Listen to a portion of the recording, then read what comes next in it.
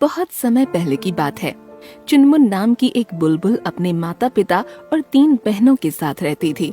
चुनमुन और उसका परिवार मंदिर के पास पेड़ के ऊपर एक घोंसले में रहते थे। मंदिर के पास एक पुराने से मकान में एक बूढ़ी अम्मा रहती थी। उनका अपना कहने के लिए कोई नहीं था। उन्हें पक्षियों से बहुत ही लगाव था। वो चुनमुन और उसके परिवार के लिए खाने पीने का प्रबंध करती थीं। इस वजह से चुनमुन और उसके परिवार को कभी खाने पीने की कमी नहीं रहती थी। चुनमुन अपनी सुरीली आवाज से उस बूढ़ी अम्मा का खूब मनोरंजन करती। उसका परिवार हंसी खुशी अपनी जिंदगी बिता ही रहा था।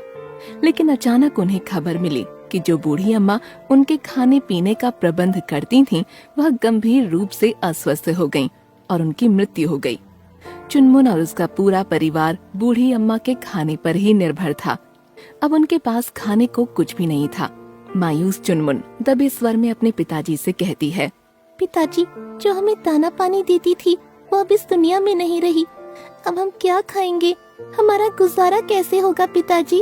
अरे मेरी गुड़िया, तू चिंता मत कर। मैं आसपास जाकर देखता हूँ। खाने के लिए कुछ ना कुछ तो मिल ही जाएगा। उसके पिताजी उसे दिलासा देकर खाने की तलाश में निकल गए।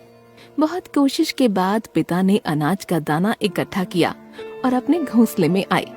पिता को घोंसले में आता देख चुनमुन और उसका परिवार बहुत खुश हुआ। अरे पिताजी, आप आ गए। मैं कब से आपकी राह देख रही थी।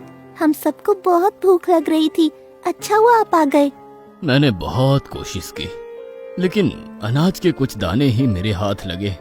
हम सबको आधा पेट खाकर ही अपना गुजारा करना पड़ेगा। उस दिन चुनमुन और उसके परिवार को आधा पेट खाना खाकर ही गुजारा करना पड़ा। बूढ़ी अम्मा की मौत के कारण चुनमुन और उसका परिवार दाने दाने को तरसने लगा। एक दिन उस बूढ़ी अम्मा के घर में दूसरा परिवार आकर रहने लगा। उन्हें चिड़ियों की चोंचों से बहुत दिक्कत होने लगी।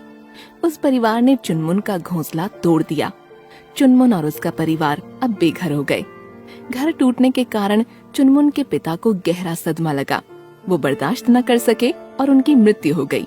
हे भगवान, ये हमारे साथ क्या हो रहा है? पहले तो हम दाने दाने को मोहताज हो गए, फिर हमारा घर छिन गया, अब हमारे सिर से पिता का साया भी छिन गया। चुनमुन को उदास देख उसकी माँ उसे दिलासा देती है, तुम मायूस ना हो मेरी गुड़िया। भगवान हमारी परीक्षा ले रहा है। जैसे सुख के बादल लंबे समय तक नहीं रहते, वैसे ही दुख भी ज्यादा दिन तक नहीं रहता।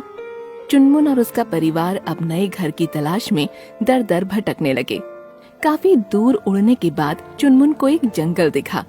वो जंगल की ओर अपने परिवार के साथ बढ़ने लगी। उस जंगल में चुनमुन को एक विशाल पेड़ दिखा। वो उसी पेड़ में अपना घोंसला बनाकर अपने परिवार के साथ रहने लगी। आसपास के पक्षियों को चुनमुन का उस पेड़ में रहना पसंद नहीं आया।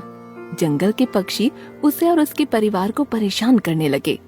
चुनमुन ने उन पक्षियों से निवेदन किया, आप सभी पक्षी मुझे मेरे परिवार को परेशान क्यों कर रहे हो? बहुत मुसीबतों के बाद हमें ये घर मिला। हम यहाँ हंसी खुशी रहना चाहते हैं।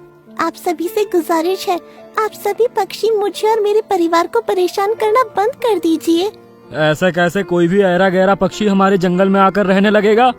तुम और तुम्हारा परिवार जल्द से जल्द ये जंगल खाली कर दो, नहीं तो इसका अंजाम बुरा होगा। आप सबसे विनती है, आप मुझे और मेरे परिवार को इस जंगल में रहने की अनुमति दो। मैं आप सभी का मनोरंजन करूंगी। बहुत ही सुरीला गाती हूँ मैं। आप मुझे बस एक मौका दीजिए। जंगल के अन्य पक्षियों ने चुनमुन को एक मौका दिया और उसे गाने के लिए कहा। चुनमुन ने जैसे ही गाना शुरू किया, जंगल के सभी पक्षी उसकी आवाज सुनकर मोहित हो गए। उसने अपनी सुरीली आवाज से सभी पक्षियों का दिल जीत लिया। सभी पक्षियों ने चुनमुन और उसके परिवार को जंगल में रहने की अनुमति दी और साथ ही साथ वे चुनमुन को अपने परिवार के लिए भोजन इकट्ठा करने में मदद करने लगे। इस प्रकार से सुरीली चुनमुन और उसका परिवार अन्य पक्षियों के साथ जंगल में हंसी खुशी रहने लगे।